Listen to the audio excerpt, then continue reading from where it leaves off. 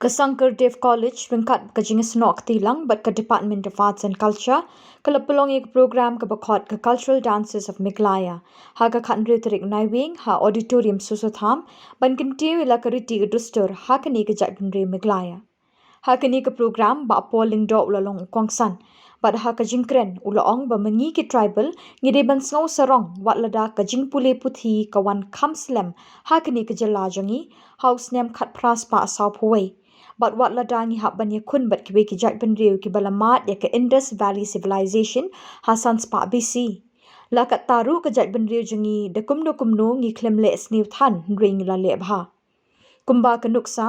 uba JJM Nicholas Roy ulalong udukhat jang ka Indian Constituent Assembly UPA sangma speaker jang ka Lok Sabha Professor GG Swell Deputy Speaker jang ka Lok Sabha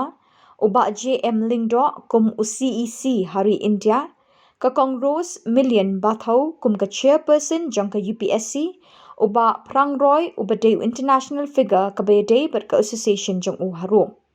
baro kini ki pin-i baka jat ban riu jangi kam sa adin Henry kanang kiu shaprang ulapan kut. Dance is an art form integral to human being, an art form that has transcended boundaries and cultures. Boundaries of religions and communities. What had started out as a casual conversation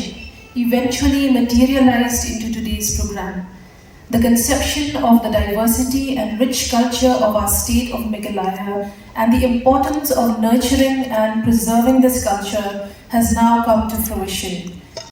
Today we will communicate through the movements of words beyond words and beyond language. The rhythms of Meghalaya are going to synchronize with the music of the state to invigorate your artistic instincts through this program brought to you by Kardev College. Thank you.